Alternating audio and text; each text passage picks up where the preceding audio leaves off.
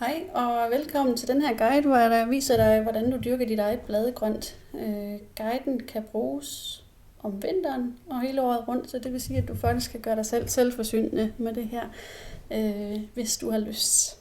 Det er mig, der er Katrine fra Mikrohaven, og jeg synes bare, det er mega fedt, at du er med her. Det er der flere grunde til, blandt andet fordi du har nok opdaget, at det bladegrønt er en lille smule dyrt i butikkerne, og det her det er faktisk en billig og nem måde at skaffe sig noget af det her lækre grønne til dine salater, uden at det skal koste dig særlig meget.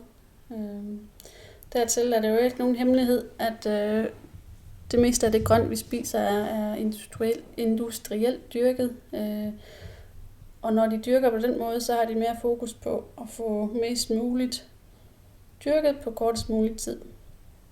Og det betyder, at de ikke har særlig meget fokus på den næringsmæssige værdi i produktet. Og ved at du selv begynder at dyrke noget af dit mad, så får du altså noget af kontrollen tilbage i forhold til at give din krop den næring, der skal til. Desuden dugfriske grøntsager, der er næsten ikke noget som det. Og de piker rent ernæringsmæssigt i det, de bliver plukket. Lige så snart de bliver plukket, så går nogle af de gode ting til spilde. Og måske har du dyrket grønt allerede, og måske ved du, hvor sjovt og livsbekræftende det faktisk er at dyrke sin egen mad og se det gro. Og ellers så finder du i hvert fald ud af det lige om lidt. Men altså som sagt, metoden her, den er designet til at blive brugt i de kolde måneder, men du kan altså bruge den året rundt.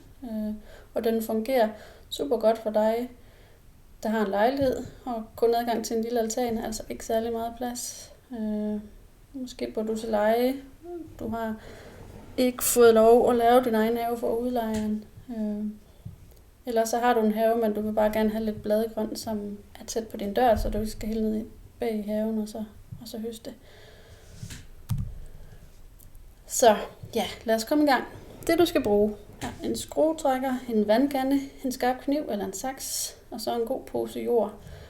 Gerne 40 liter, men mindre kan også godt gøre det. Det kommer lidt an på, hvad for en beholder du vælger. Jorden skal selvfølgelig helst være økologisk. Så skal du bruge en gennemsigtig plastikbeholder. Den, som jeg bruger her, er fra Jysk og har kostet 50 kroner. Så de er forholdsvis nemmere at få fat i. Men få fat i dem så store som muligt, så får du lidt mere god plads. Og så selvfølgelig nogle frø. Det med frø er måske den vigtigste ting, og det er et kapitel for sig. Og det er vigtigt at vælge nogle frø eller nogle planter, som egner sig til den årstid, du dyrker på. Og hvis vi nu tager frø til vinterdyrkning til at starte med her, så er det planter, der egner sig i temperatur spændet fra 0 til 13 grader.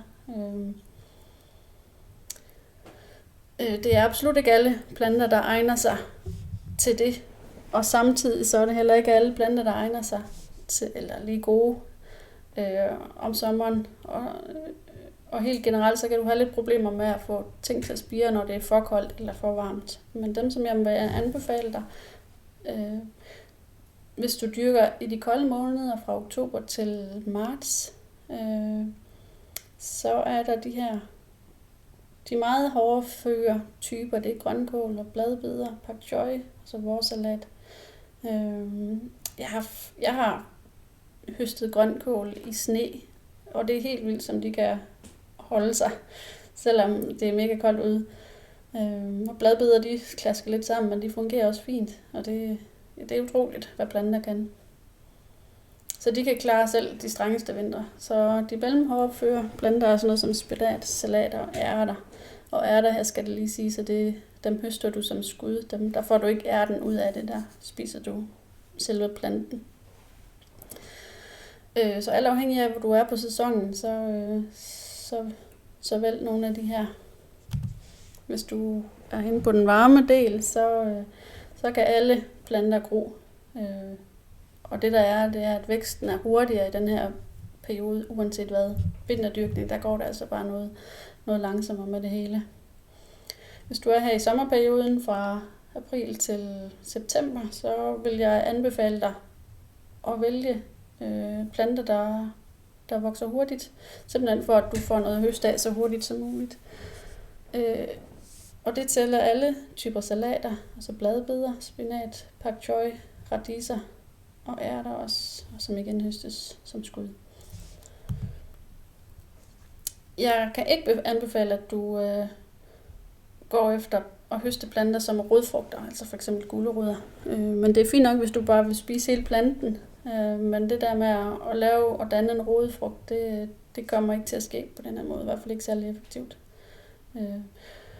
Og så skal du heller ikke gå efter planter, som skal lave frugt, for eksempel tomater, for det er en helt anden metode, man bruger der.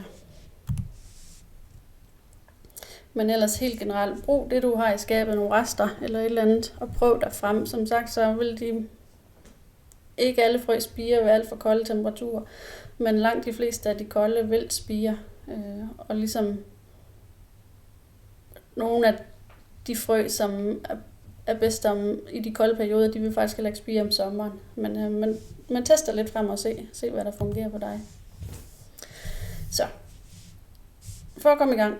Det første du gør, det er at tage den plantepose, som du har købt, og så tage din skruetrækker og jagte den igennem og lave en masse fine huller. Det bruges som dræn, og det skal lægge sådan forholdsvis tæt, heller for mange end for lidt, for det er ret vigtigt, at posen kan komme af med det overskydende vand, ikke?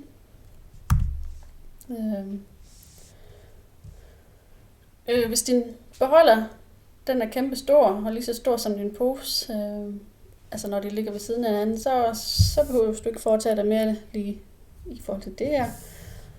Men hvis ikke, at de passer sammen, altså hvis posen er for stor, så gør du lige det, at du åbner posen i toppen, og så tager en del jord ud, altså så meget som at det passer med, at hvis du lægger posen på jorden, og den er sådan forholdsvis flad, 10 cm eller et eller andet, så kommer det til at passe. I mit tilfælde, så var min spand, eller min beholder, lidt for lille til posen, så jeg har taget noget jord ud, og så har jeg gjort sådan, at den passer, når den ligger fladt på jorden. Så jeg bukker lige folden rundt, det tomme stykke af plastikket, det bukker jeg lige rundt. Og så sætter jeg spanden eller beholderen ovenpå, for lige at teste, om det passer i størrelsen. Når du har gjort det, så skærer du så med din kniv en firkant på midten. Og det er så ret vigtigt, at du lige lader siderne være, fordi at det er dem, der ligesom skal holde på jorden. Så du har en slags beholder, ikke? Så derefter så løsner du jorden godt og tager igen noget overskydende jord fra. Det skal være sådan et pasniveau i posen, så det ikke flyder over, og samtidig skal jorden være løs og lækker i. Så tag det fra, som du synes er overskydende.